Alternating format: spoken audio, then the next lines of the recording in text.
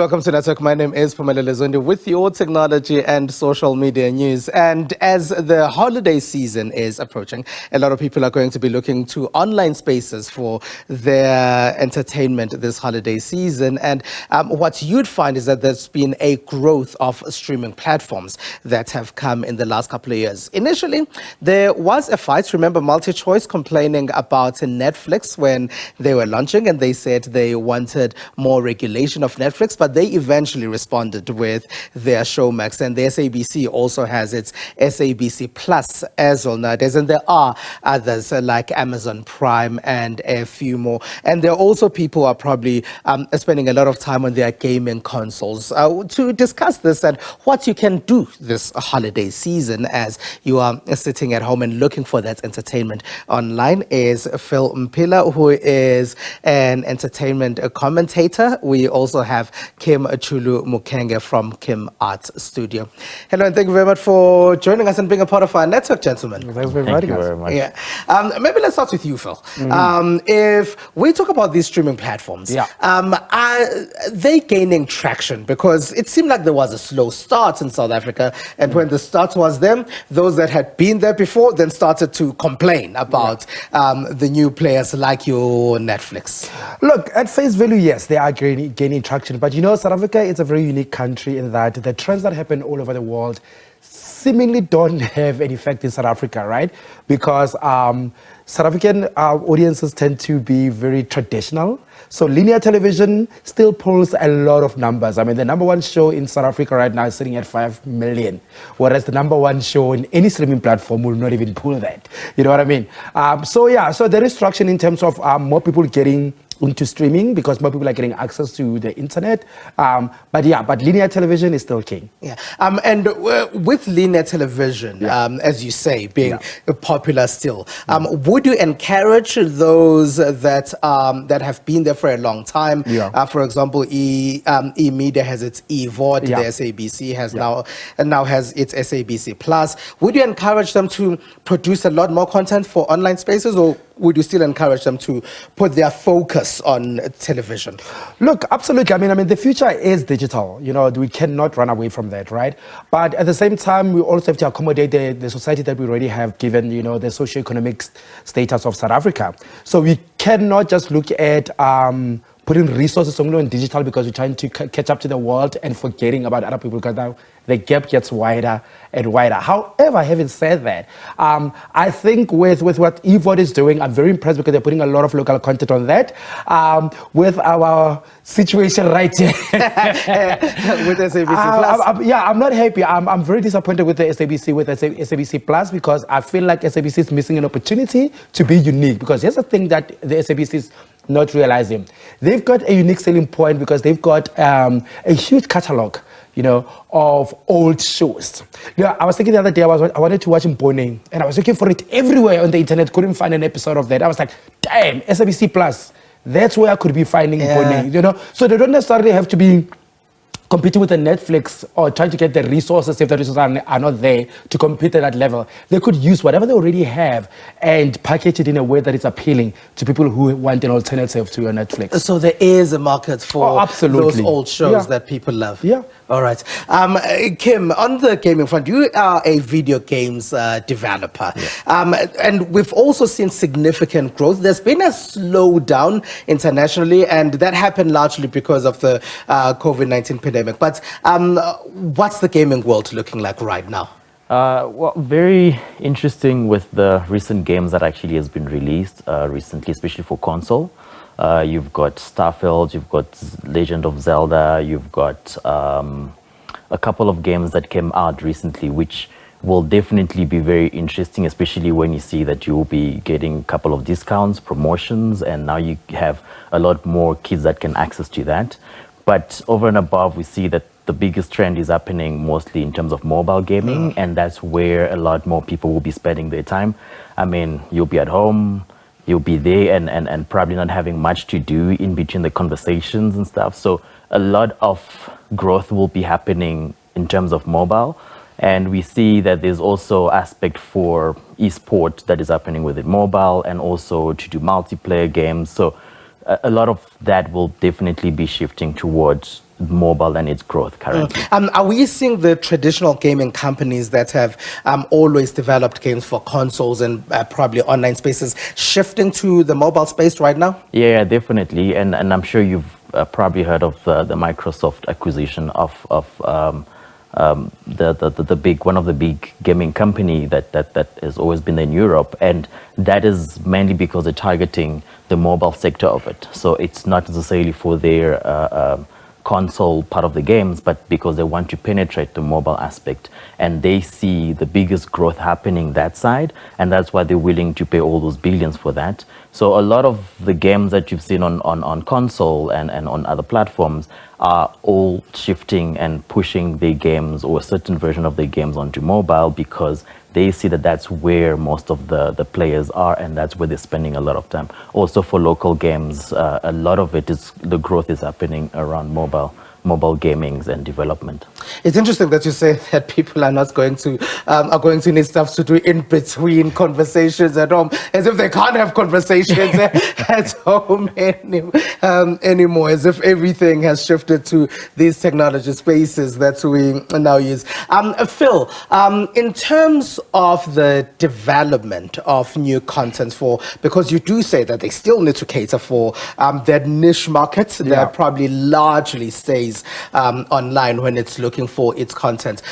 Do you think streaming platforms are doing well on that front? Oh yeah, I mean, this is the golden age in South Africa of streaming services, because this year alone, I think we've got about like 8, originals that are coming from streaming services alone, and there's a lot of financial injection into producing local content, not just in South Africa, but on the continent as well. I mean, we've seen with Prime Video, the Amazon streaming services, I mean, going into Lagos and putting out Gangs of Lagos, and now we've got our own South African series that's going to be, done by them. I mean, I think Netflix has done about maybe 4 this year. Series, so there's a lot of resources and content that has been put out that is going to elevate the game in terms of content creation for producers in South Africa. So that is a beautiful thing. I hope that it is sustainable, because what happens a lot of the time, because our industry is not regulated, right? What happens in the long term is that there's a bit of a content fatigue with creators, because we're all giving these people our content, giving these Americans our content, but we're not getting anything out of it, which is the cry that has been happening with creatives with, your SABC and multi-choice. Now we've got outsiders now coming into the space now, putting our content on these platforms. But in the long term, are we just going to be excited about the fact that the world is seeing our content? Or are we going to get to a point where we're like, no. We want to be part of the revenue, stream that you guys are making out of the content that we give you. That's an important conversation. And what do you think then needs to shift as these companies are coming to South Africa to do local South African content? And also, why is there such an interest on local South African content? You think that there are many countries around the world, many countries around the African continent, but it seems like, as you say, Amazon Prime, Netflix, and the like, they want, and they investing money into this content being developed in South Africa. The sad thing that should break all of our hearts is the reason why these people come here is because as South Africa, we have the infrastructure. Our entertainment industry has an infrastructure already that already works. We've got the studios, we've got the labor that understands, how Hollywood works or whatever. Whereas when you go to places like your Kenya and your Nigeria, you don't have the same kind of, high quality. I'm not saying they don't have the infrastructure. I'm just talking about the quality of the, the output that they put out. Sadly, we are not regulated. So I'm very averse to getting excited about that, because we are not regulated. So we are treating a lot of this international investment, but it's not really an investment if the money is leaving. Right after I get shooting. And Kim, coming to the gaming space, is there a lot of development of games in South Africa? You mentioned an acquisition by an American company of a European company, but in terms of the games development space in South Africa, what's happening there? And is there injection into that space? Let me say that there's actually growth, right? We had a bit of an issue when one of the biggest tools, one of the biggest game engine that is being used by a lot of independent developers suddenly turned out that their business model was going to change, and they actually wanted also the lowest, the ones that do not have more profit with their games, to also start paying based on their new business model. That caused a lot of issues, a lot of problems, and that was a couple of weeks ago. And yet now they changed the CEO, right? So that affected how local developers would think about, how much do I have to now go and ask if I want to ask for investment, if I want to ask for funds, for any of that, because they had to think about the cost that it will require just for developing even just a proof of concept. But the good thing that is happening now is that you've got, for instance, the movie, the series Spinners, that's going to be on Showmax, which is coming out. They recently had a hackathon. And within that hackathon, they wanted to actually have a game version of the series, which will come with it, which I was actually gladly part of, and an assistant and mentored the game developers there. And that is now getting to the interest that is coming up, where they will bring in the investment, the support from the producers, which then help the local developers develop those series, which will go alongside with the movies, which assist in terms of growth and in terms of development. Lastly, both of you gentlemen, but starting with Kim, in terms of games, what should I be playing this holiday season? The games that you think I should be purchasing. I would want you to play local games. There is one game called Bry Guy. There's also another one, Gwinya Fighter. Gwinya Fighter. Okay. And there's also another one called Herbanetic. So all of them will actually be on the Ayoba platform, right? So I would want to ensure that people actually do that. And let's hope that we can actually have a lot of growth for the local developed games. All right, Bright Guy and Gwinya Fighter are the games that I'm going to find. Phil, in terms of TV or streaming, what do you think are some of the good holiday TV online shows or even films, movies that I can watch? Look, Netflix has a lot of great stuff out right now that I think are gonna be huge. I mean, there's a series there called Bodies. I watched. Everybody needs to watch that. It is an amazing, but it's not getting a lot of attention. I don't know why. Bodies, it's very amazing. Limited series, go watch it. There's a series on Prime Video right now. I forgot the name, but there's a movie there with Jamie Foxx that I think everybody should see. Okay. It's an amazing movie. But now, I don't want to just only push streaming, because here's the thing. I want television broadcasters to put money behind local shows, right? Yes. And I feel like we're done with telenovelas and whatever, and I'm so excited about seeing game shows come back. So if you haven't seen Deal or No Deal, please watch it. I think you've got it on SABC Plus as well. Go watch it, because I want South African broadcasters to start producing family-friendly shows like that. More of them. Yeah. All right. And I saw the new Deal or No Deal is completely different from the old version. It's amazing. I mean, it's amazing on that. All right. Gentlemen, thank you very much. Sure, man. Thank you very much. All right. That is a film pillar there, who is an entertainment commentator, and Kim Chulu-Mukenge, who is a video games developer and founder of Kim Art Studio. Stay with us.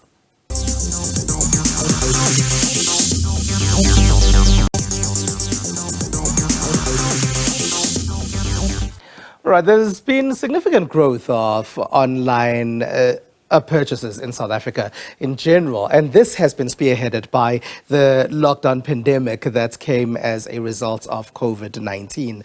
Before COVID-19, it seemed like there was very slow uptake of purchases that were being done online, and it seemed like when people were at home and basically had no other options, they moved to those online spaces, and there's been significant and gradual growth since then. To talk to us more about digital payments and digital purchases and e-commerce in general in South Africa is Josh Shimkin, who is head of SME growth at digital payment gateway Peach Payments. We also have Nhlakanipho Shange, who is the founder of XColab Africa. Gentlemen, thank you very much for being a part of our network. Maybe we'll start with you, Nhlakanipho. What has happened in terms of the uptake of online since the end of those lockdowns? Well, since the end of the lockdowns, most industry experts had expected that e-commerce would continue to grow at the rapid rate that it was, which didn't quite happen. People did go back, into the brick and mortar stores. They went back into the shopping centers, but not to say that e-commerce didn't continue to grow. So currently, e-commerce purchases just in the retail space, they form about 5% of all of retail purchases in the country. And we are seeing quite a good and significant growth in e-commerce. I think about 25% almost a year on year, like in 23 alone. Yeah, 2023 alone is about 25%. Josh, where are you seeing the most growth? There are apps, there's social media, there are websites as well. Where would you say the most growth is in South Africa? Well, right now, I would say the most growth is coming from the travel sector, travel and accommodation. I think we've seen a really, really strong rebound from the COVID pandemic time period. And travel is roaring back in South Africa, which is wonderful for everybody. Okay. And in terms of the platforms that people are using, is it websites? Is it social media? How important is the company website, for example, like at this present moment for purchases? A company website is integral in building a business, whether you're just starting out or you've already had a couple of years under your belt, because it so clearly shows the customer your strength of a brand, the types of businesses that you work with, which shows the safety and security that they can assume you've got in your payments methodology or in your shipping. It's integral. That's not to say, though, you have to have a website. There's several businesses I've seen start out with just a hosted payment page, right? They do all their messaging through Twitter or they do all their messaging through TikTok, but they sell on a hosted payment page with a reputable payment gateway, and that way all the transactions are secure. And that gives your customer the security that they want to see to know that you're a legitimate business. And Nhlakanipho, on picking those payment gateways, what should businesses look for? Like Josh very well said, you have to use the reputable ones. And that's more an issue of longevity of your business. What I've seen, you'll remember when I still had DTY, operating in the informal space, people will want to e-wallet each other. That can work for some transactions, but there will always be that trust factor. And understand that when you make a payment via e-wallet or you just deposit money directly into a seller's account, it's very difficult to get that money back.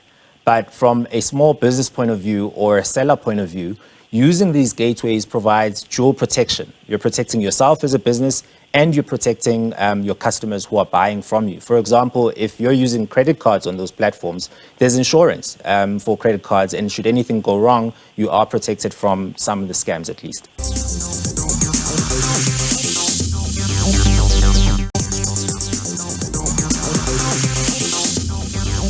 Maybe if we can bring this back to you, Josh, that conversation between a credit card and a debit card and what works. And the difference, because people generally don't know which is better than which one and why. Ooh, okay. So the most often cited reason why credit cards fail is frankly insufficient funds, right? It's not a technical issue.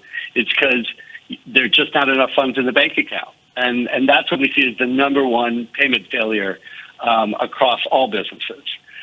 Debit cards, of course, are a little bit more reliable because that is directly tied to your checking account rather than this separate credit account that you have with a banking facility. And so it's a little bit more reliable. But again, it can suffer from insufficient funds. And then after that, as a possible failure, you will see networks go down. And that has nothing to do with credit card or debit card. That's just a function of some technology in the industry is quite old. And yet all the methodologies and all the payment gateways have to use those same, what we call them, rails. And that can be a real inconvenience to customers, especially during the holiday shopping period where transactions are so high. And Nhlakanipho, in terms of the scams, you sometimes find that the person who's selling the goods finds that the money they thought was there wasn't there, or the person that is purchasing the goods finds that the goods don't arrive. How can we know that we can trust these purchases? And what are some of the scams that are out there? Well, look, there's a number of things that I would say to that. One is something that Josh mentioned, trusted platforms. I think as consumers, we need to orientate ourselves with which are the trusted platforms.